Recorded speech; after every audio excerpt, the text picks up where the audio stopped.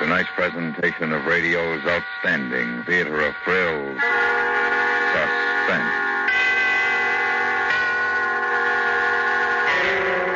Tonight, we bring you a transcribed story of a convict ship and a bargain that ended in death. We call it A Sleeping Draft. So now, starring Ben Wright with Abraham Sofair, here is tonight's suspense play, A Sleeping Draft.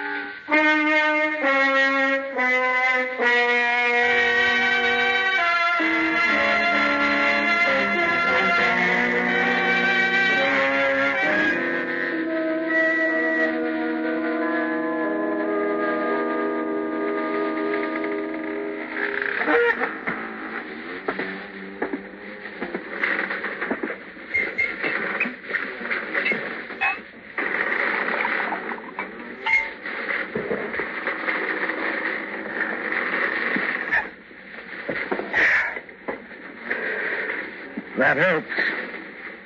But it's like I say, you can't forget. You can never forget. It's at night, if you think about it, with the water outside rushing past the hull. That's when you think that it can never be the same. You can't trust anybody. Never. Not a soul. I can tell you. You just can't trust them. Not even yourself.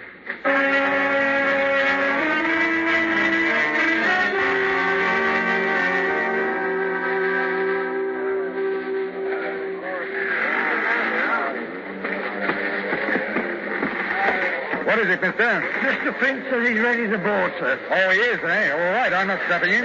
Sir. He insists on bringing them aboard one at a time. What? Does he think I'm going to miss the tide? There's over 400 of them. It'll take hours. That's what I said, sir. Mr. Finch, come aboard if you please. I'm sorry, sir. I should have resigned.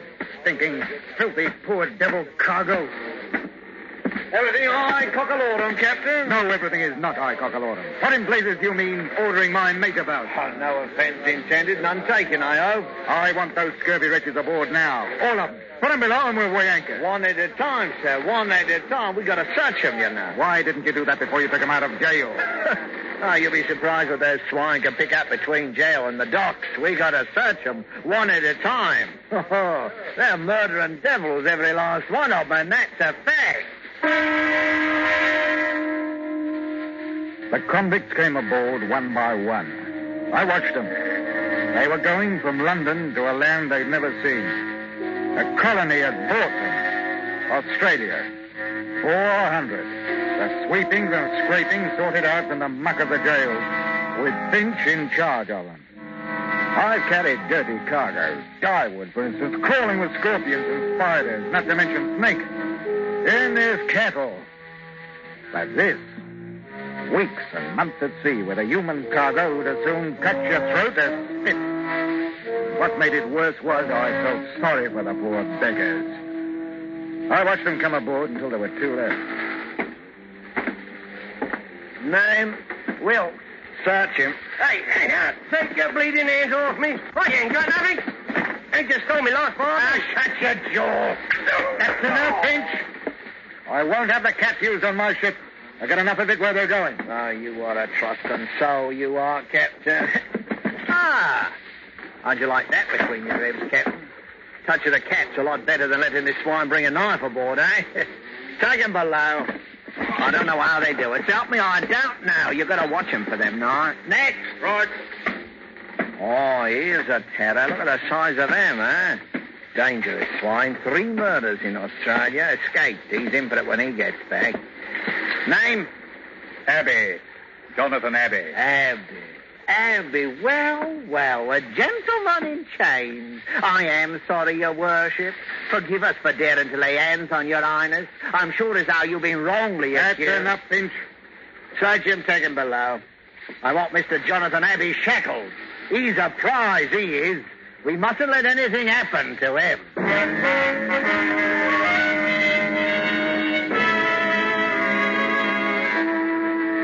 From the day we left London docks, I'd taken a violent dislike to Finch. He seemed to be happiest when he was laying about him with his cat on the convicts herded like sheep below deck.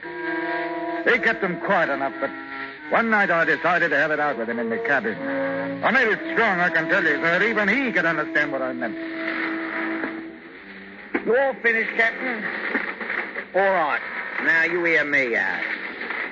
They're a bad lot. 400 of them. All bound for Australia. They don't want to go. You follow me? Now, there's that bloke, Abbey.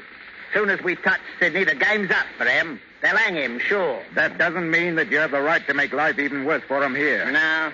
We find out what you think we'll be. What would you do if you was down there? I'll tell you. You'd get hold of the ship, that's what you'd do, and it'd be easy. They're locked in. We've got a guard. You don't know them like I do. There's another thing. When I searched them, there was 1 to 5 sovereigns stowed away on every man, earned or stolen. That'll come to over £1,000 by my figures. They're entitled to that money. It's little enough to take to a wild country. True. But there's them down there what'd slit the gullet of any man for a shilling. And you asked me to be dainty with them. That's the way he talked to me. Well, I can tell you that I didn't feel easy anymore. I did something I hadn't done for a long time. I broke out 2 pistols from ship's stores and kept them under my pillow.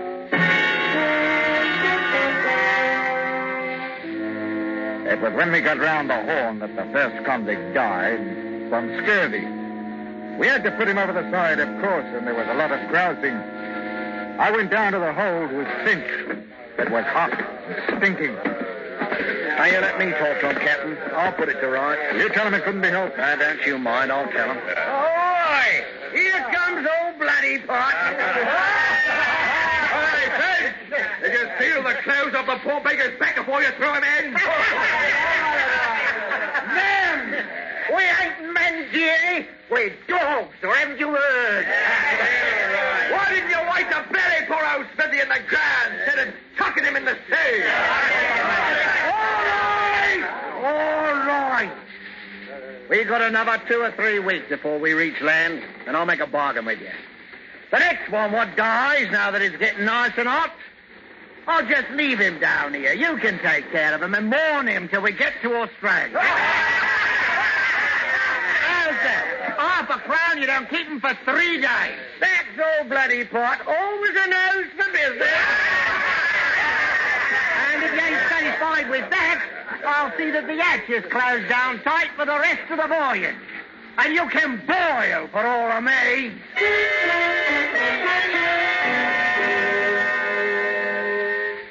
That seemed to settle it for a time. I began to see that in spite of Finch's hardness with him, the prisoners knew he was master and behaved themselves. That is, most of them did. But there were others. And that's what began the trouble. We were 2 days out of the Cook Islands when it happened. Yes? Captain, there's a man on deck. We brought him up from below. It's horrible. What happened? One of the convicts. Oh?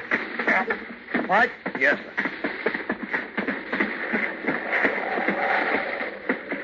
Here with me, Captain. Mr. Darling ain't much of a surgeon, I must say. Oh, I did what I could. He must have been dead before we got him up here. What? Why, he's been cut to pieces. Not half of that. How did it happen? Well, I heard him shout. I went down into the hold, and there he was, propped up like against the bars with his arms through, holding them up. Poor devil. Oh, him? No, he's dead, he is. There's others in for it, though. What do you mean? How do you think he got cut up like that, eh? Knives, Captain. Knives. But you searched them before they boarded. I did. In truth, I don't know how they done it. Small knives, Captain, small knives. We're getting close to Australia, that's what it is. Whoever's got them knives is after money. £1,000 or more what's on this cursed ship. I don't see how... Oh, you are a trusting soul, you are, Captain. Maybe there's a dozen of them, maybe 20 with knives. You follow me? They'll run the others and rob them blind. Gold sovereigns, Captain. You didn't forget, did you? If anybody objects, cut him up into small pieces, just like this one. We've got to go down there and put a stop to it. Yes, I don't think. How many guns you got aboard? Well, 2 pistols and 4 muskets. That's a fat lot of good. Oh, well, must take the sweet with the sour, like they say. We can try, no harm in that. Mark my words, Captain, before we get to Sydney, all of us will probably have our throats cut. Come on. Finch and I, with 2 seamen, armed ourselves and went down into the hold and stood outside the bars. The men inside were quiet, very quiet. They just looked at us, dark like. You man! I'll talk to him. Now listen to me. We know some of you are carrying knives. I want you to throw them out here. Nothing further will be said about it if you do as I say. Well? Captain, my porridge wasn't hot enough this morning. And please, sir, can I have sugar in it tomorrow? That ain't the way to talk to this scum. The captain's a gentleman. I'm not. You know me, don't you? We know you all right. You, Abby. You listen to me. I'm giving you till tomorrow morning to throw them knives out here. Till morning. If every blasted one ain't out of your dirty hands, I'm going to have you flogged. Every ruddy one of you. 50 lashes. You hear me, Mr. Abbey? I'll think about it. Till morning and then 50 lashes. You think about that, Mr. Abbey.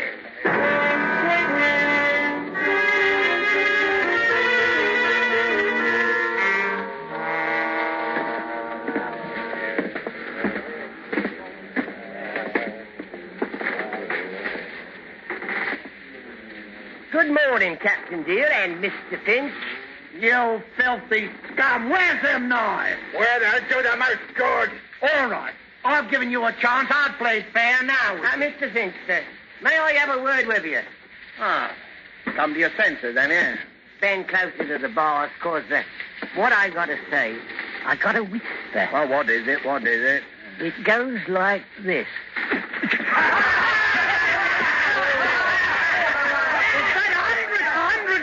Wilk. I'll take you first and handle the cat myself. Oh, no, sir. Why not take him first? He won't feel it like I will. The crowd of men parted suddenly, and from out of them was pushed what had once been a man. It fell against the bars, and then no longer with the support of living arms, slid to the deck. We looked at him, Finch and me. His life had been worth a sovereign, maybe 2. He hadn't either now. And the knives are still in the hold with them that had killed him.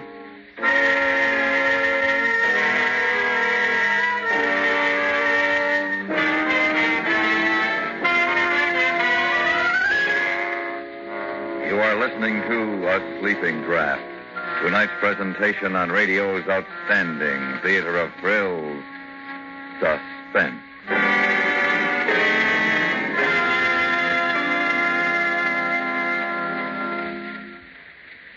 With omniscience as rare a faculty as it is, most listeners like to be sure that their sources of information are reliably accurate.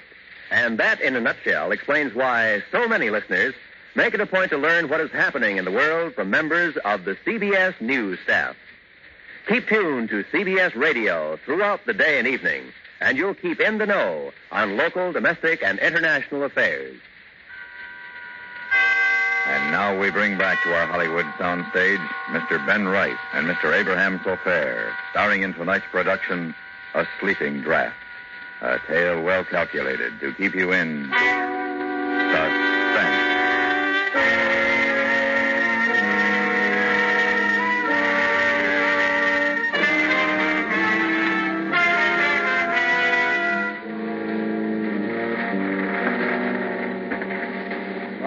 Easy. We got to have a council war in a manner of speaking, Captain. I'll tell you one thing, Mr. Finch. There'll be no more flogging. Oh, I can see you are a sharper, you are. Well, that's right. That's right. It's too dangerous. We ain't armed for it, and they're in a nasty mood. We got to be artful, same as they. I wish we could spill the old lot of them overboard. Want to lose your contract for carrying? Not bloody likely. Listen here. I'll get them knives. How? It's Abbey. Abby's behind this. He tells them what's what. You get him out, and the others will come round. You mark my words. Are you going into the hold to get him? Well, not yet. Not yet. Wouldn't be safe now. Not for nobody to go in there. But in 4 or 5 days, Captain, after we cut off their water and food, seal the edge, You see what happens. They die. Well, they'll die from the knives, then. Which do you want? They'll be begging you to take the ruddy knives in 3 days. And if they don't? We tell them to hand over Abby to us, but he's the one to blame for their misfortune. That'll do it. All right. If that's the only way, I'll give the order. Yeah, but not just yet, Captain. Not just yet. We'll let them sit down there and wonder, huh? Wonder what we're going to do about it. Some of them may get nervous. We'll let them wonder a bit.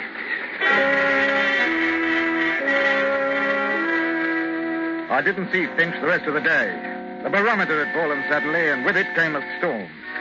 I can tell you I had my hands full for the next 24 hours. There was no time to worry about what was going on in the hold of the ship, but I didn't think they'd have much stomach for knifing each other and killing. Next morning at breakfast, Finch didn't turn up. He didn't turn up at all. We searched the whole ship. And then I went down into the hold, and that's where he was. And he hadn't died quickly. Someone had held him against the bars, and the others had... He hadn't died quickly. Present for you, Captain. Who did this? Who did it? I wouldn't waste sleep mourning him, Captain. He was a bully, no better than us, except that he was outside. Abby, I thought you were shackled. I was, but Mr. Finch kindly supplied the key to unfasten me. Oh, you're going to pay for this. All of you? Where are those knives? In here, Captain. Want to come in and get them? You pay for this? You're repeating yourself, Captain. Good morning. The blasted convict had dismissed me, like I was a clerk in an office. And there wasn't anything I could do about it. With Finch out of the way, they knew I was an easy mark. It was the nights that got on my nerves. I could hear things happening. Lots of things. And it was awful. Those devils with the knives. And then each morning we'd have to pull out 6 or a dozen, all cut about and bleeding. Most of them died. And those with the knives were getting money. Money they stole from the victims. I began to be afraid of my crewmen, that one would take a bribe, let that murdering crowd out. I walked around with 2 pistols in my jacket all the time.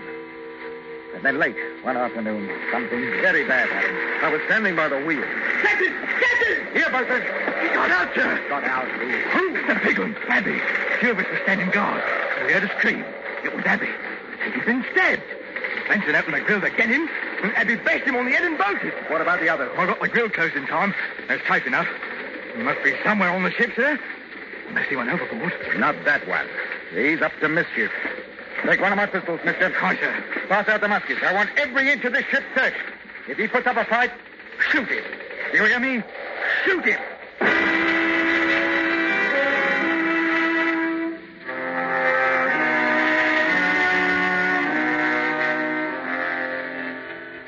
The night comes quickly in southern parts. Did you ever try to search a ship at night with lanterns? It's not easy. Too many shadows. Too many sounds. Which could be rats or a murderer who's bigger than what you are and could choke your life out in half a minute. We couldn't find him, but he was somewhere aboard, waiting his time. And because we were short-handed, what with the crew searching, I stood a watch and I thought about Abby. The man whom Finch said had committed 3 murders in Australia.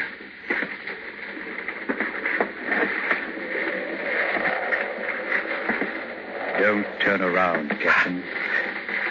It's only a little knife, but don't move. What do you want? Talk. I've nothing to say to the likes of you. That may be. But I've an offer to make you. You know what I'm in for when we reach Sydney. Finch told me. I've no pity for you. I'm not asking for pity. I've an offer to make. Huh? The men below are planning to take the ship. I don't think they've got a chance, but they'll be killing.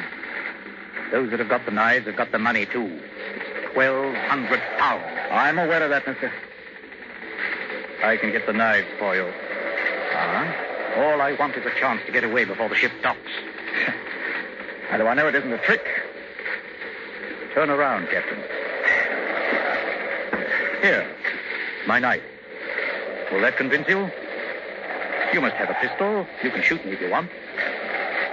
What makes you think that you can get the knives away from me? I can. That's all you need to know. I couldn't help you openly, you know that. You were put aboard as a murderer. You're in my charge, and it's my job to turn you over to the police as soon as we arrive. Then? If you could get the knives, though, I might be able to give you a chance to clear out. That's all I want. A chance. All right. I must have a pistol. What? A pistol.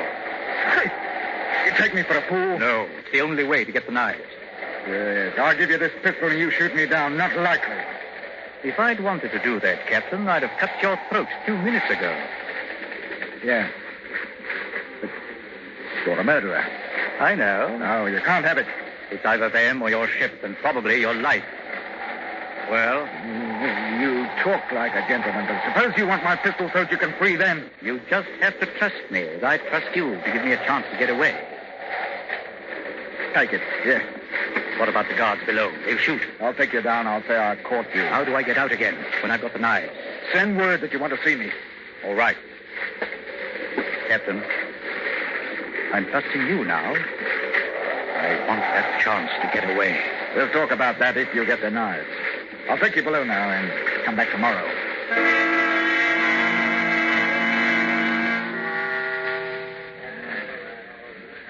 Keep your voice low. They think I'm tricking you into making a bargain. They think I stole the pistol. I told them I had to have the knives to make you believe that we wouldn't make trouble. I said we'd take over the ship tonight. What do you want me to do? Leave me the key to the grill. I'll slip out tonight and bring you the knives. They'll want you to let them out, too. I won't. I'll lock it. How do I know you will? You don't. You'll have to trust me, won't you? Yeah. Do they know about this plan? All except for the fact that I'm going to lock them in once I'm out. Now, give me the knives now. No, they'd know something was wrong. I'd never get out alive. Give me the key. All right. Here. Tonight.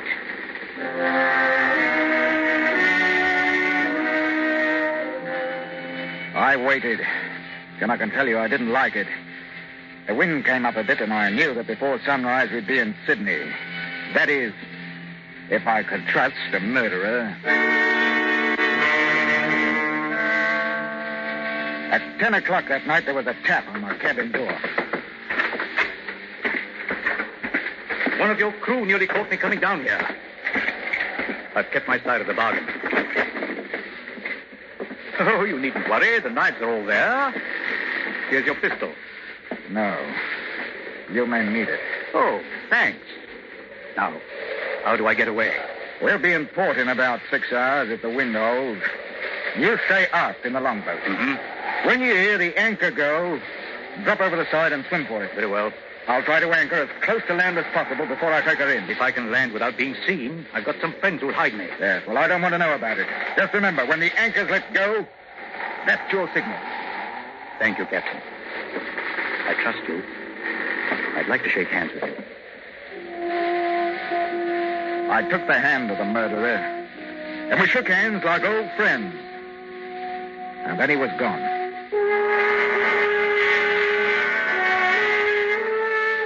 Two hours later, the wind went down, and in its place came fog. Thick, mucky fog. I had my hands full, what with danger from other ships and the blasted current that knocks you about off the harbor entrance. By 3 o'clock, the fog had shut in properly. The blessed tide ran us all over the place. It was proper dangerous, I can tell you. We were about 15 miles offshore. I didn't like the look of things. There's shoals thereabout, and I sent the mate forward to heave the lead. I got a proper start when I heard him sing out, "Rise the deep, fall." We got off course right enough, and at this rate, we'd shear the bottom clean off of her. I saw it was high time to bring the ship up and wait until we could see something. Let go the anchor! Let go the anchor! Give her 35 fathoms to the water's edge, bosun! Not so soon, sir. She was showering fast. Yes, blasted current must be making 5 knots out to sea. Listen to her. She's out in, sir! The anchor! The anchor! Abby! I ran to the longboat. It was empty. He'd heard the signal as the anchor paid out. couldn't see in the fog and had gone overboard into a 5-knot tide running straight out to sea, 15 miles from shore. He trusted me. That's why I tell you, you shouldn't trust anybody.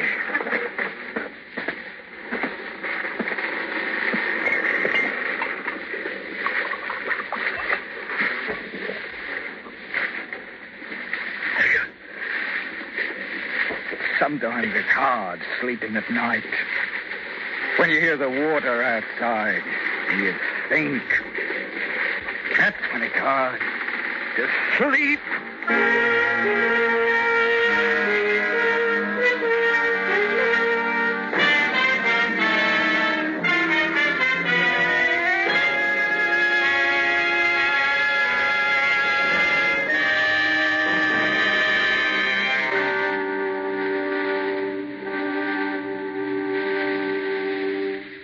Suspense, in which Mr. Ben Wright starred with Mr. Abraham Sofair in tonight's presentation of A Sleeping Draft. Be sure to listen again next week when we bring you another presentation of radio's outstanding theater of thrills, Suspense.